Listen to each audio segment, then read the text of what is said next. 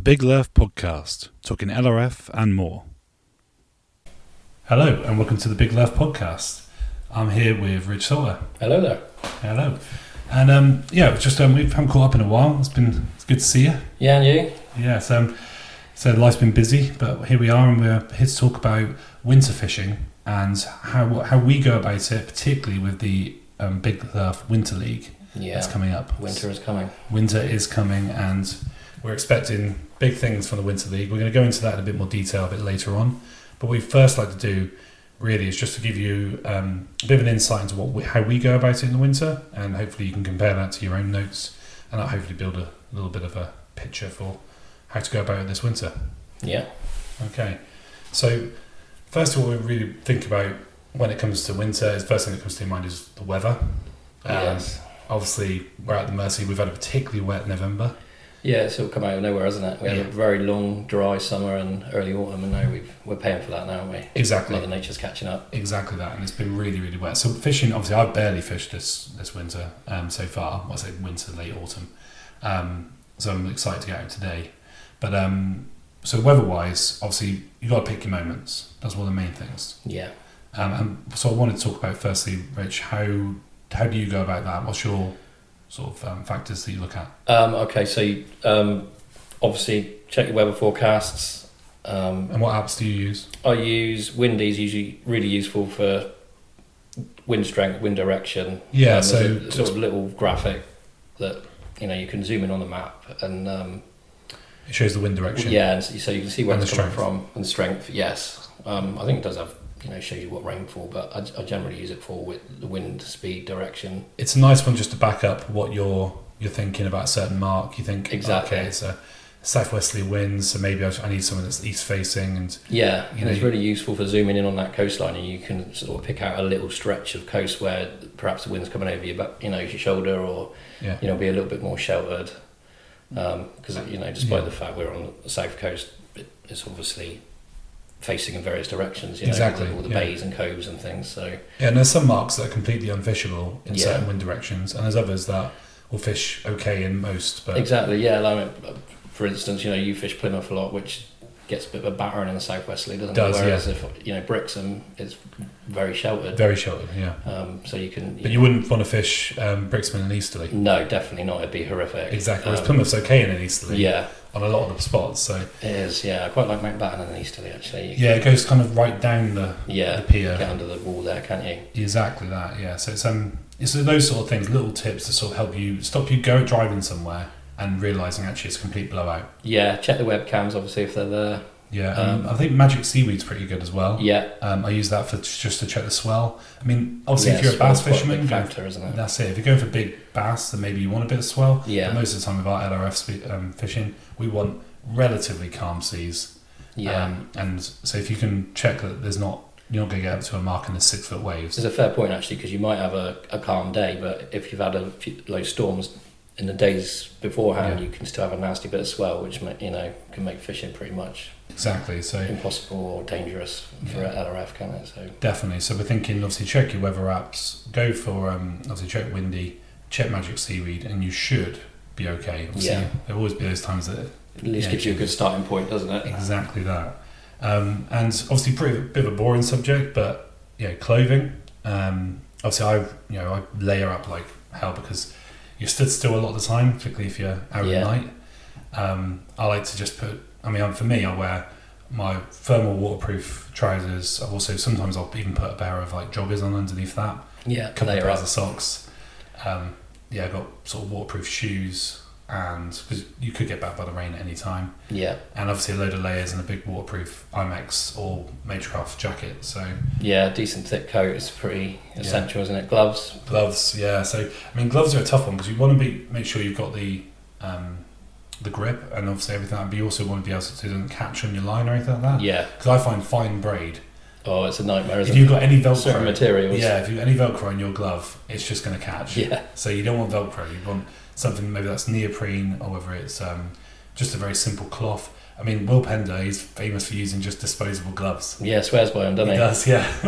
Makes him look like a madman. That purple glove in holding the fish is as a sign of winter. Very much so. Yeah. So I mean, that's obviously your choice, but yeah, definitely try and avoid Velcro and other items that just stick. Yeah. Buttons. You'll soon know when you got the wrong one. Definitely that. So actually, getting down to the fishing, I think we'll start off in the day and talk about what we do during the day. Because you do quite a lot of day fishing in the winter, don't you? I do, yeah. I think with my eyesight, it's the easiest time to fish. Yeah.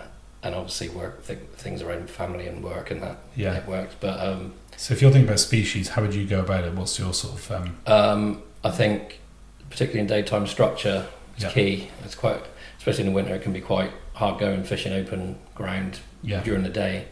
I know things change as the darkness falls, doesn't it? But as you know, I love poking around in a boulder, or around weed, any sort of cover like that, and the fish will sit in there.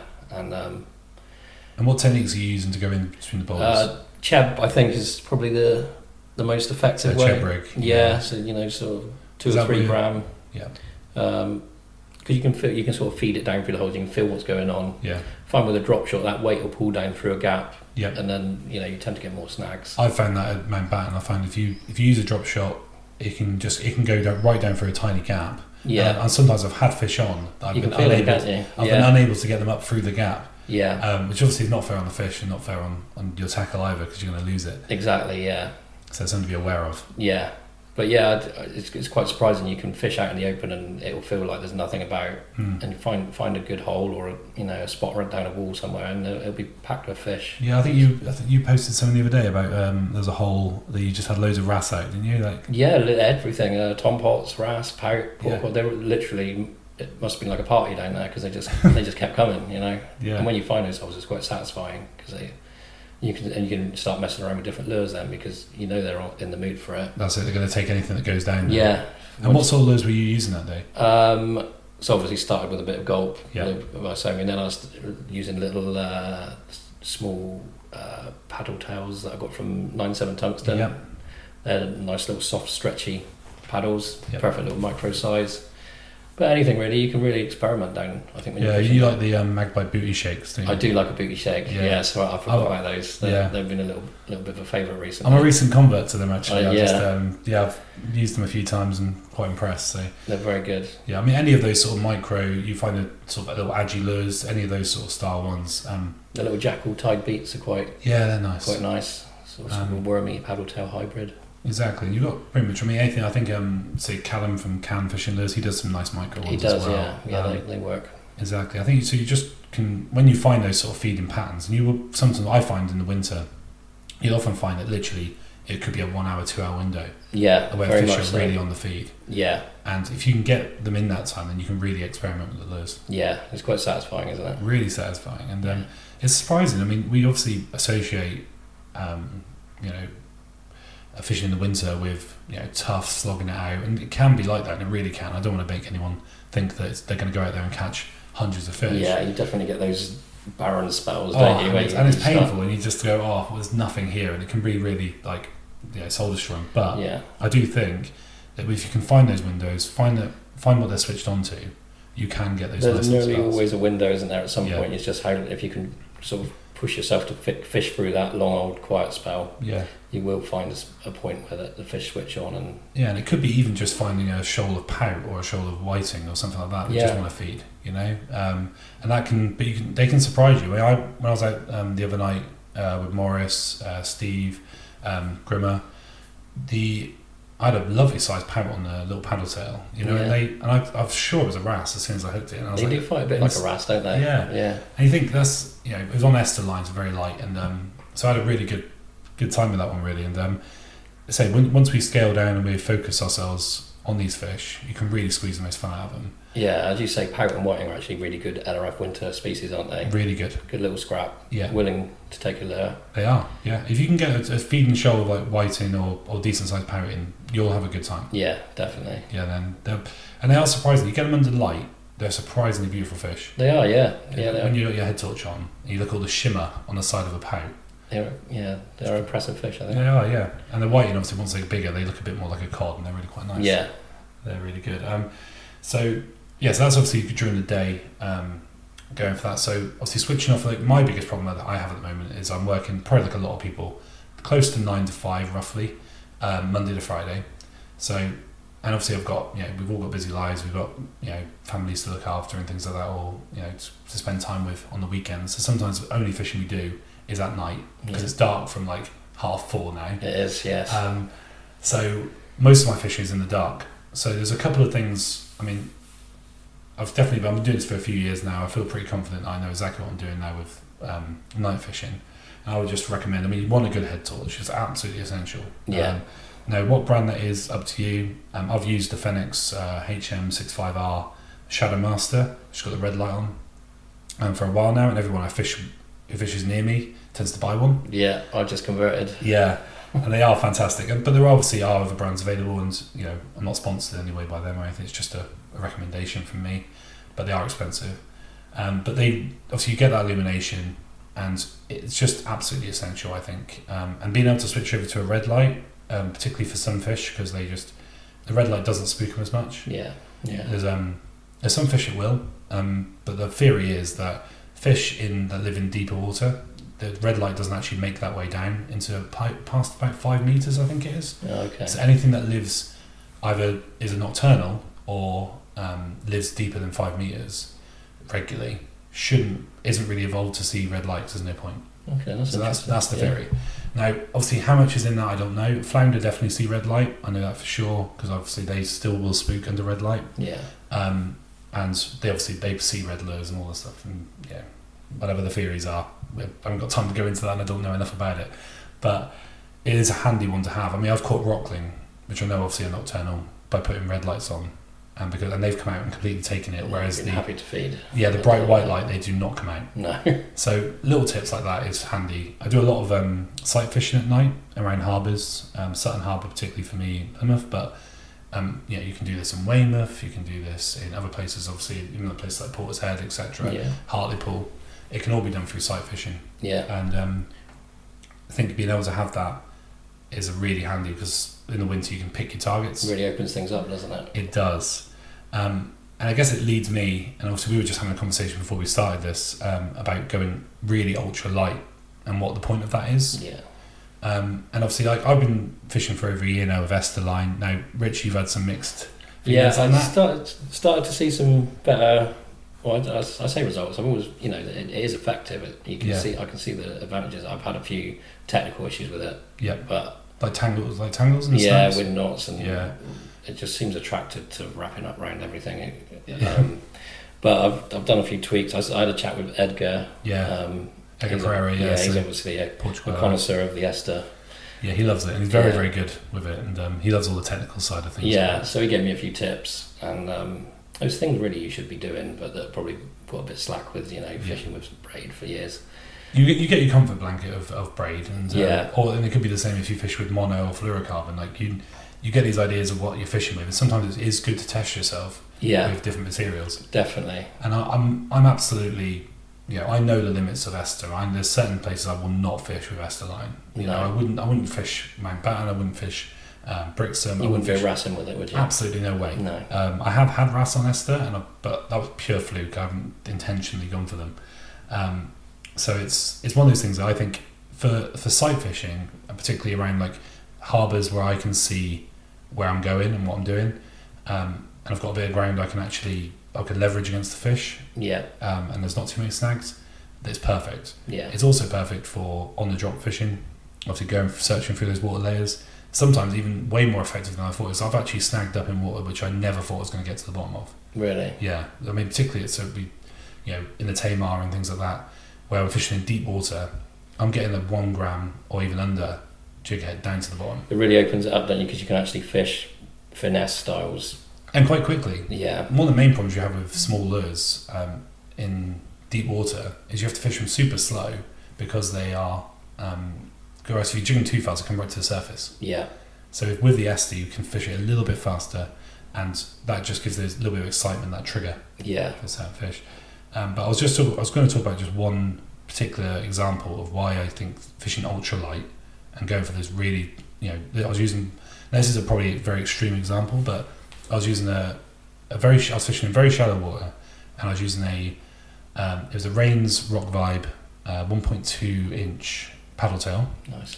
in oxblood, which I just got from Street Fish in London, and they are lovely. Iconic little paddle tail. Yeah, aren't they? And then on there's a decoy 0.3 gram jig head. Got that from jonnylerfer, and I bought them literally the 0.3. So I thought I've got to have like that's. I didn't know they went down that low, to be honest. Yeah, and it's just like a dot of lead on the hook, but obviously it's quality hook and it's really nice. And so I put that on, and instantly I was getting pout because they were taking it on the drop, but it's dropping so slowly with the little paddle tail just paddling along as it goes down, and they were just taking it really nicely.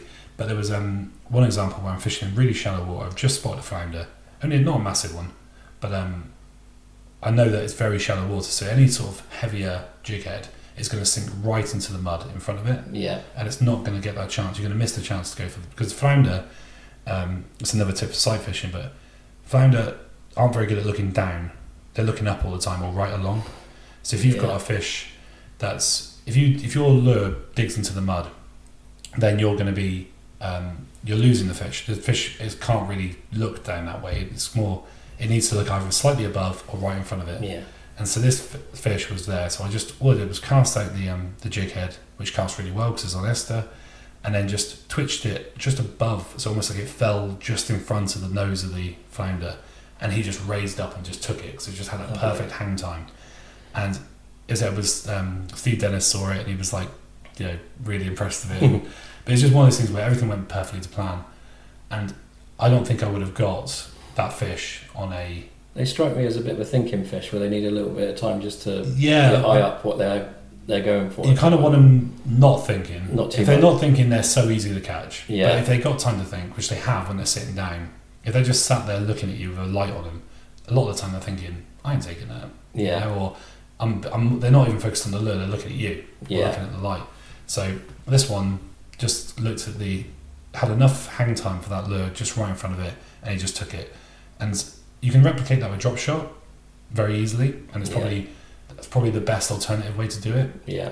In fact, we're going for flounder today. I probably will use drop shot today, but at night sight fishing in that situation, that was the right thing to use. It was just a good opportunity. I think there's some satisfaction about choosing the right sort of jig head, isn't it? And sort of. It's the technical side of LRF where, like, when you're first starting, you're just happy to catch and you do all that. But obviously, when you've been doing it for a few years, you want to try and experiment, and that's what we talk about with Edgar in Portugal.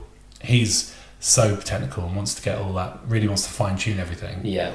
And I think as British people, we aren't always that technical. I think we're always quite traditional, and we quite just want to get out there and fish. And so it's quite easy. I certainly did this in the early days where I just went and just put on like a 2 gram or 3 gram shareable jig head. Yeah. Cast it out. Twitch it along. Just twitch it along. You catch fish. You really do.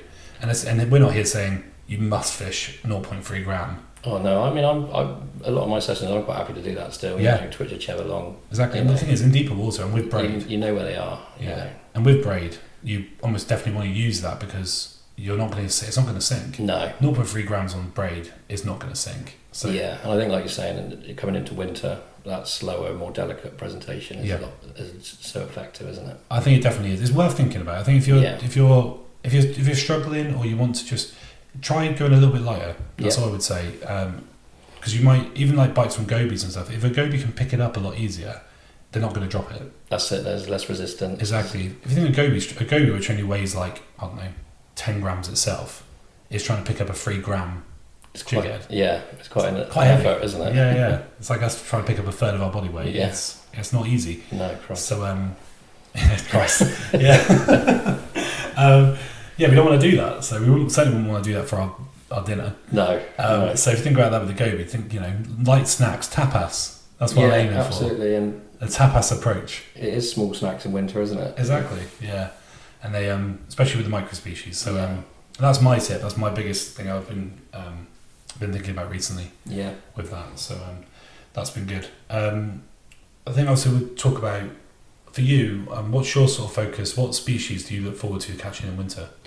I actually quite sort of turn my attention to wrasse a bit more in winter. Actually, for, the bigger wrasse. Again, not something that people really associate with winter. No, but I think, like, obviously we're in the colder months now, but the water's 3 months behind probably temperature wise. Yeah. So I don't think it gets to its coldest until March. So we're sort of 4 or 5 months away from the water being at its coldest. Exactly, and just because we've woken up today and there's frost on our cars. Yeah. But that doesn't actually mean that the water's actually way warmer than the air. Yeah. Significantly. I think fish probably consciously feed a bit harder, preparing for those colder months when they sort of shut down a little bit. And some of them are gearing up to spawn as well. Yeah.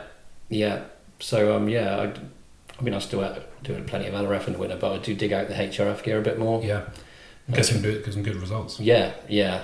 Our sort of coastline is great for wrasse, isn't it? And I think the bigger ones tend to, I don't know if it's easier to catch or they're more present, but good results this time of year, isn't it? I think the theory tends to be that the smaller ones tend to move off because as it gets a bit rougher, and the bigger ones maybe stay there or move on. Yeah, you definitely tend to sort of hit a bigger stamp of fish, I think. There's some good fish definitely to be caught, and it's definitely worth going out for wrasse, big ballon wrasse at this time of year if you've got the ground in front of you. Yeah.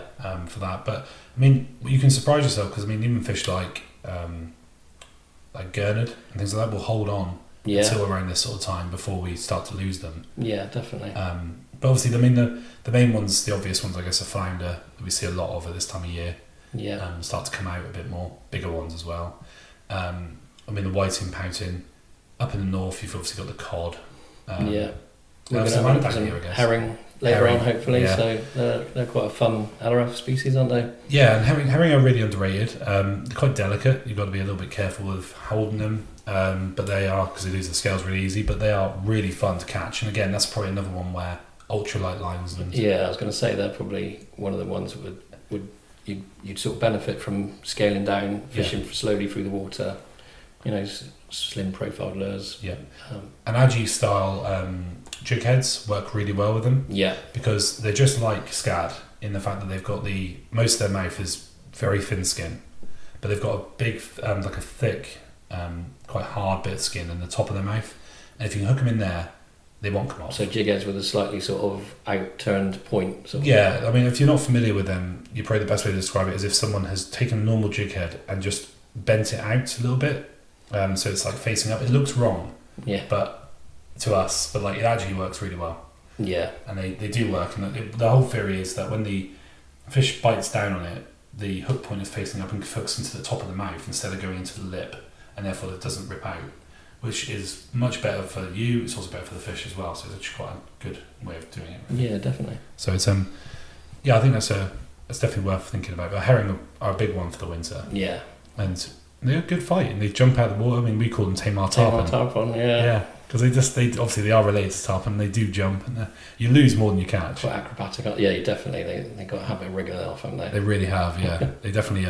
They fly out of the water and they just shake the hook. So, yeah, really good fun. Definitely worth. If you've got those on your doorstep, it's definitely worth trying. Obviously, you get the sprats as well that turn up this time of year and in big numbers, and also anchovies if you're lucky. Oh yeah, that's one still on my list to get. Yeah, and not an easy one to catch because they're filter feeders mostly, so they're not like hunting down fry all the time, but they're you can occasionally get them. I've had one.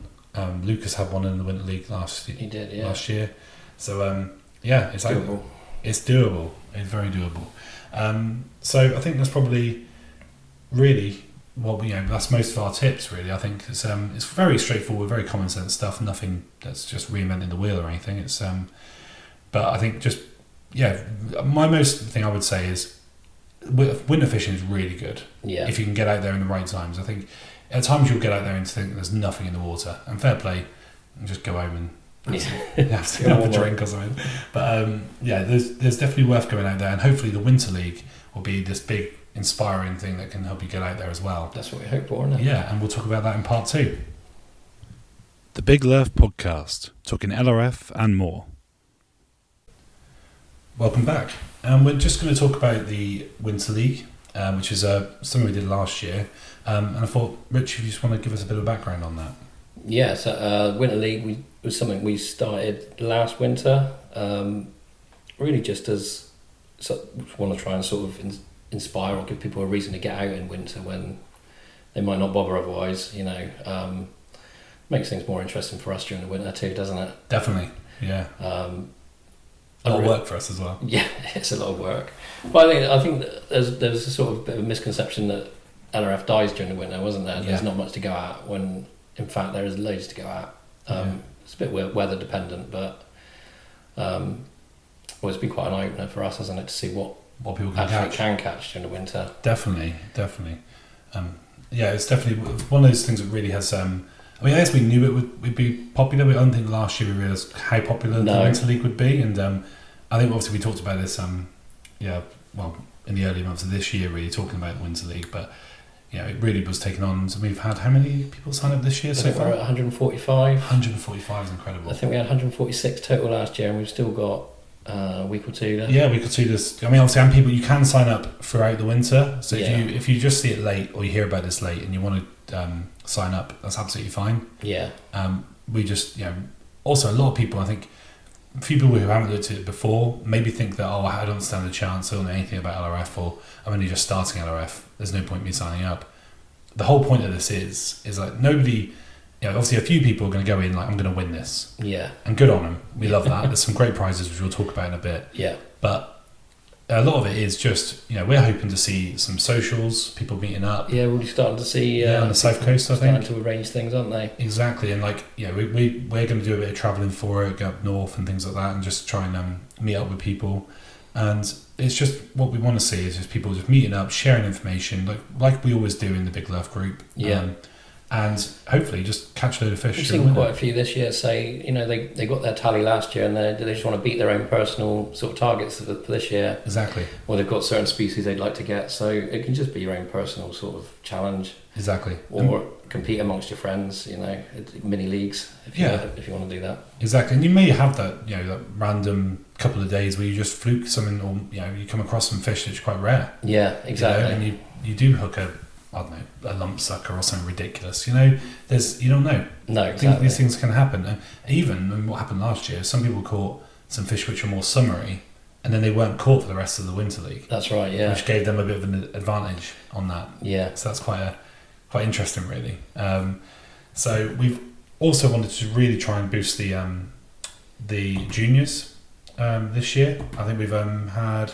Is it 15? We're at 15 now, yeah. 15 juniors, which is really good. Yeah. I mean, we've got some great prizes for the juniors this year. Again, this is probably worth saying before we say this, if you don't know already, this is free entry competition. Yeah. We do this sort of out of the good of our hearts sort of thing. We have got a coffee page, whatever you want to call it, where you can donate, and we have been really well supported on that, actually. Yeah. It's probably worth saying now. Thank you to everybody. Yeah, thanks to everyone who's chipped in and sent us.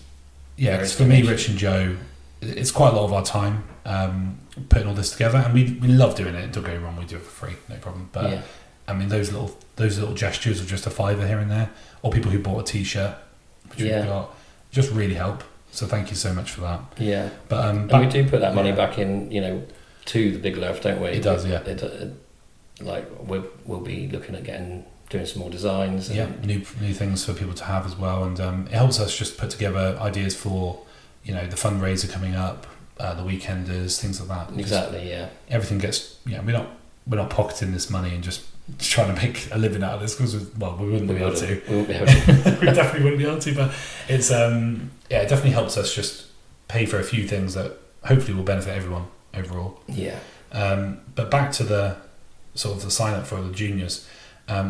We think this is a really good opportunity for people to take their kids out over the winter. Definitely. I said, because they're juniors, really. If you have a good couple of weeks with juniors, you can get like double figures. Yeah. You're in with a chance. But the beauty of that is a combined total as well, isn't it? So it is. Depending on if you're near saltwater or the coast, you can sort of bump up your total.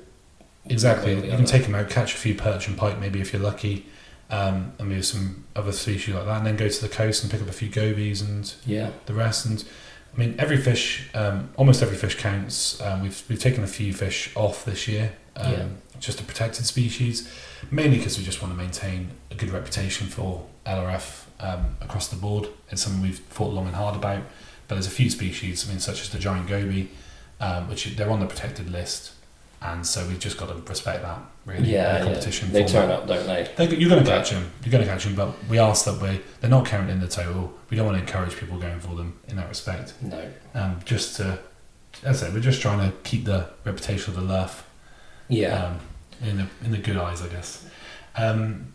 So obviously with the Winter League, it's probably worth explaining how do people do it, Rich? What do we do? Okay, so if you want to sign up, just drop us a comment on our Facebook group, or drop us a message. We've got, or you can go on our Instagram account again. Either comment on our posts or drop us a direct message. We kick off 1st of December. Yep. And we've got cards that can be printed out. Yeah. And we'll announce the numbers the night before. So that's on the 30th. To avoid anyone getting a head start. That's it. Yeah. So we'll post up the card that you print off and the numbers on the 30th. Yeah.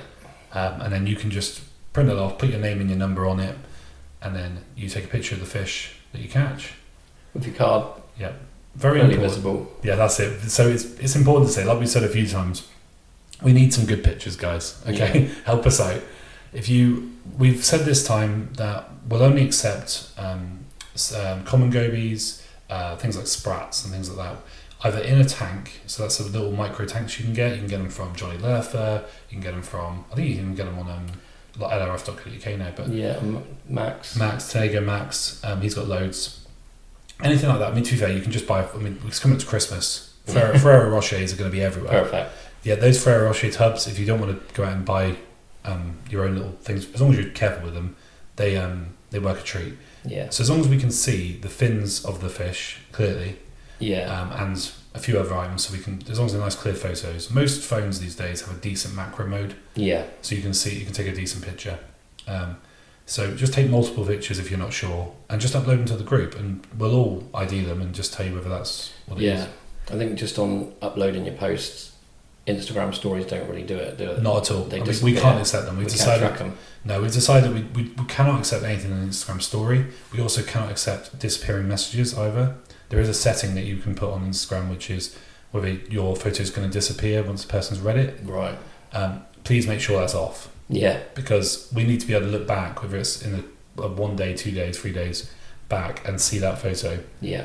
And make sure it's logged, or else we just won't be able to log your catch. So be aware of that. Yeah. But if you don't use Facebook, that's absolutely fine. You want to use Instagram, completely understand. Just please make sure it's not disappearing. Yeah. Yeah. And if we can list our fish that we think we've caught, that would be helpful. It would be really helpful. Yeah. Yeah. And if you can list, obviously, if you think what you've caught, and also perhaps even what your number is, your total of how many fish you've had, that would be helpful. I know a few of you like to keep it secret to sort of stop the people knowing how many you've got. I think Will Pender's a bit sneaky like that. Try and keep it fair. Yeah. So we just try and post it up and say what you've got, because it does also helps push people along as well. Yeah, exactly. And a bit of inspiration for people to get out there and fish. So obviously the typical rules to go by is it's lure only, as we've said. We have been a little bit more specific this time, because we had last year where we did accept things like plastic sweet corn, fake bread. Yeah, fake bread. And we've decided this time that actually, you know what, that's not in the spirit of LRF really. We did it before because you can do the same thing with ISOM. You can make it look like that. Yeah. But at least that is a bit of it's an item that we've used all the time in UK LRF. Yeah, ISOM and gulp. So we're not accepting that. That's the thing. You can use, artificial maggots, anything that represents something living, absolutely fine, and you can always, as we've said, convert a bit of, if you want, we've got a bit of yellow ISOM, that will look like a bit of sweet corn. Even a soft plastic lure you can chop about, can't you? And, there's a few others, wasn't there? There's some newer soft sort of dissolvable baits. Yes, that's it. Yeah, obviously, apologies to Tanego Max. Obviously, he's got some stuff in which we've just decided looks a little bit too much like bait. Yeah. It's just, we're just trying to cut a fine line. We've been really trust me, there's people out there who would think that using ISOM and gulp is cheating. Yeah. So we But on the other end, there's people that think using ragworm is LRF. Exactly. So we're just trying to keep it in the middle and keep everybody happy as much as we can. Be reasonable. And at the end of the day, it's fun. Yeah. We want it to be as accessible to as many people as possible, don't we? Exactly. But we also have to draw a line somewhere. Yeah, that's our line, isn't it? So what we've drawn the line on anything that sort of dissolves really quickly, or is made of gluten or anything like that. So we've said that. So apologies to Tornado Max for his fact he's got a couple of bits in. They're a bit like that, but the other scented lures, artificial baits, absolutely fine. Yeah.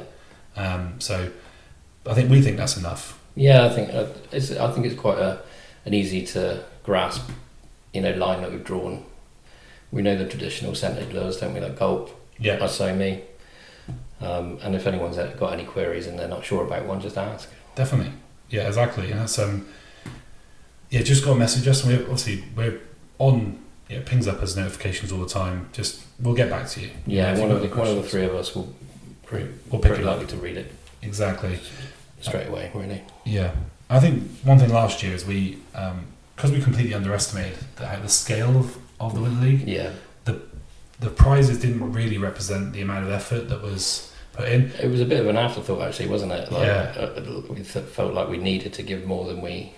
Exactly. I mean, obviously, Magecraft Kitech provided prizes for us last year, and they're brilliant bundles. I think they provided a bit extra as well. Yeah. And we're really, really thankful to Mike and Paul and Tackle Wave who provided that for us. Yeah, they've been brilliant, haven't they? And again, they've been excellent this year as well. Yeah. It's probably a good idea to go into that. Really, I think we should. Yeah. Yeah.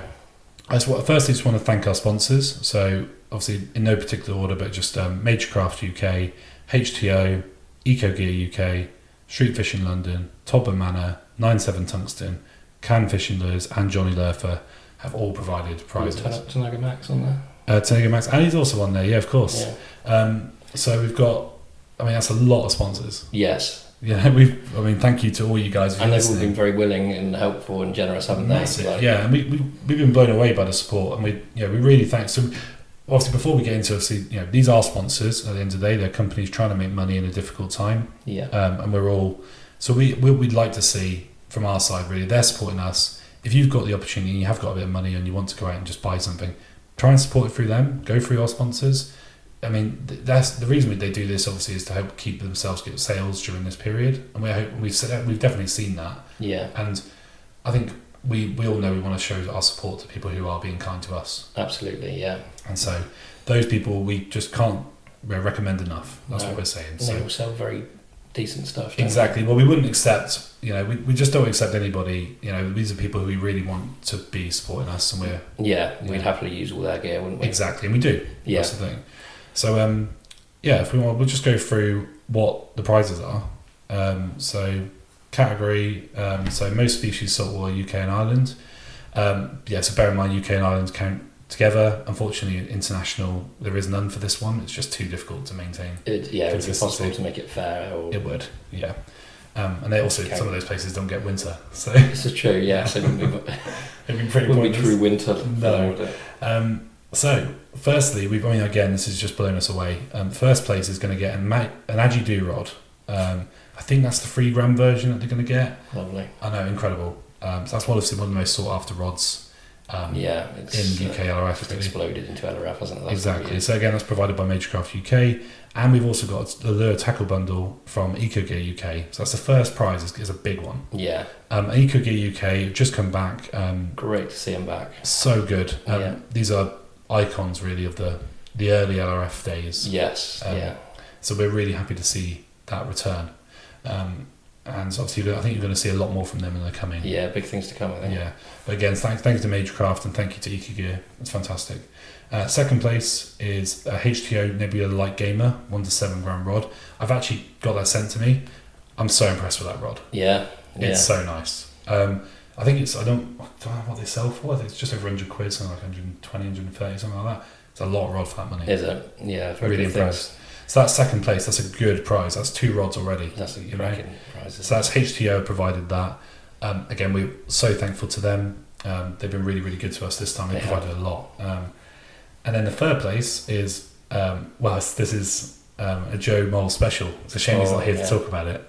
The Jackal Egg Tuffy rod, which is like this short, almost like a cartoonish rod. Yeah, classic Joe, isn't it? Really, Yeah, some bright colours. Yeah, he's like a magpie, quirky. and that's been provided by Todd Manor, which we're really glad to have on board. This their first time they've been sponsoring us. Yeah, great job on that. Yeah, they've been very, very good. And you also got a 25 quid voucher for 9/7 tungsten as well. Yeah, and they're new to us as well. Yeah, Dan's sort of got on board this year, which is great. Yeah.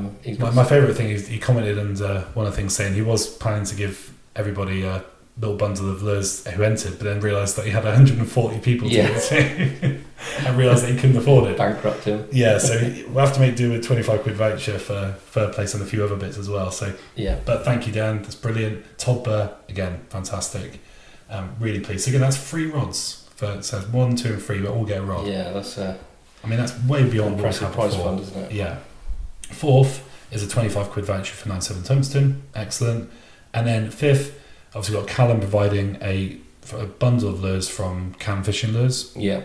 I mean, he provides such great little LRF lures. He does. And he's always super generous as well. Yeah. He sent us loads of stuff. And sent us a big box full for the fundraiser, didn't he, last year? Exactly. And really, really lovely bloke, and we love supporting him, and he supports us right back. Yeah, absolutely. So that's brilliant. So that's saltwater. And then you've got most species freshwater.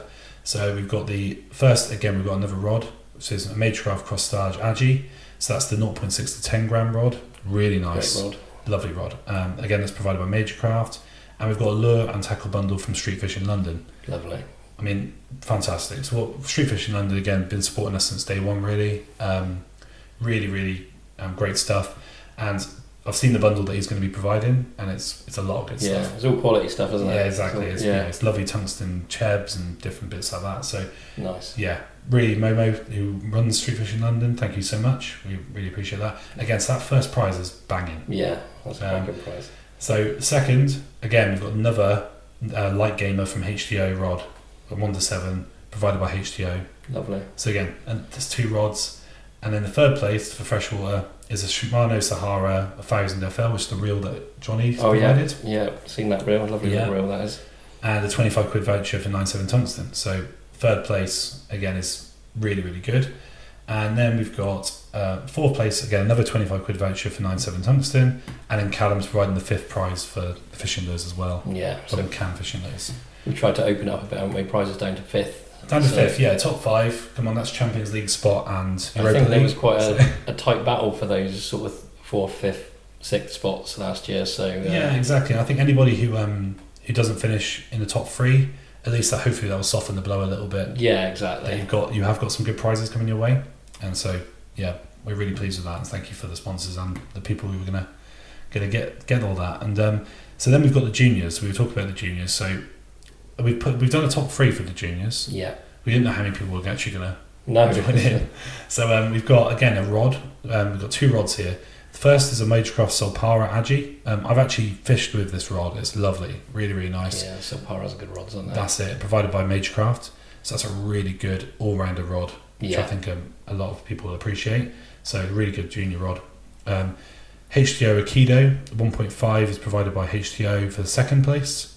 So again, really nice. That's going to soften the blow for not finishing first. Yeah, absolutely. And 3rd, Tenego Max has provided a selection of microfishing tackle. So that's Tenego hooks, 2 sizes of viewing tank, some other little bits as well, which is perfect for your microfishing. Which I know actually a few of the juniors, like Tom Barron, he's really good at. Yeah, and, he is. And I think when you've got those young eyes, he can be really good at microfishing. So I think there's someone's going to really appreciate that. Definitely. And then we want to talk about a new one, which is what we wanted to try, was the LRF King of the North. Yes. So obviously we can talk about how we came to this. The hard part for us was trying to make it fair to anglers who are based in the north. Yeah. Now, where north starts is up to you. But, I mean, everybody who's not on the south coast, we understand it's not easy. It's a tougher battle. Yeah, it is. Yeah. If you're fishing into the North Sea, which is about 2 or 3 degrees less of temperature and murky compared to down on the south coast, I can understand. Also, guys up in Scotland who've dealing with storms and things like that, it's not easy. No. So what we wanted to try and do was come up with, we toyed with the idea of having a North League and a South League, but it was hard to define what would be There's too many grey areas, wasn't there? Yeah. Like where you draw the line. And like, would you be allowed to go south? Like, yeah. So we thought, well, how can we do it? So the way we did it was that we pick out some species that are pretty much northern anglers will have the best advantage of. I think you still could catch them down here to an extent, but when I say down here, we're in Plymouth. But I think you're going to have the best chance, really. Yeah, they're tailored to sort of northern areas, weren't they, where you'd be more likely to find them. Exactly. So particularly the slightly more unusual ones. So do you want to list those fish that we've got? You're going to have to zoom in, mate. I'm showing my eyesight issues. I'll let you hold the laptop. I had it right to my face. Where are we? We've got the dab, the coalfish, the cod, which again you can catch down this way, but you're more likely to find up there, aren't they? Yeah. In good numbers. Short spined sea scorpion, which I think we both love to catch. We would, yeah. It's top of our list. So we know they've got quite a few of them knocking around up north. Butterfish again. They are down here, but they're tricky. Yeah. More common up north. Eel pout. Yeah. Just up goes down here. And then 3-pot spine stickleback, and then I think probably the holy grail, isn't it? The lump sucker. The lump sucker, yeah. Is the one that I imagine will be the toughest to catch. I imagine so. I mean, if anyone gets a lump sucker, I kind of just want to give them the prize. But just give them a lump sucker trophy or something. Yeah, exactly. Yeah, we may work something out, but all that. So the whole point is, if you can catch all of those, you'll win the King of the North, unless you finish in the top 3. Yeah. And then because the prizes for the top 3 are arguably bigger than the King of the North. We'll talk about this at the time and see how people get on. Yeah. But I think it's definitely worth people going out there, because if you can catch dab, coalfish, cod, I think 3-spine stickleback, and let's say a butterfish or a scorp, that's a good amount of those species. And if you don't finish in the top 3, you've got a really good chance of winning, and the prize is massive as well. Yeah. It's a HTO Aikido 1 to 5 gram rod and a HTO Aikido 1000 reel provided by HTO. Lovely. I mean, yeah, I just sent the list of these categories to HTO, and they just went, yeah, we'll do all that. Yeah. So thank you very much to the guys there. Very generous. And yeah, it's brilliant. So we've got this fantastic list of species, which some people have gone, yeah, that was amazing. Other people have gone, that's impossible. Yeah. But look, we're here for a challenge. You've got all winter. Yeah. Hopefully we can see. We've just tried to chuck something in there to add a little interest for the northern LRFers, aren't we? Exactly that. So that's what we're hoping to see. So that's really us summing up the Winter League, really. So hopefully we'll see some good catches from you all. We've got so many anglers signed up. Yeah. So it's going to keep us busy for sure. But I just want to say thank you to everybody who signed up so far. Thank you to the sponsors. And just I think we'll sign it off there, I think, and say best of luck. Yeah. If you've got any questions, just drop a comment or get hold of us. Yeah. Okay. Thanks, guys. Cheers. The Big Lerf Podcast, talking LRF and more.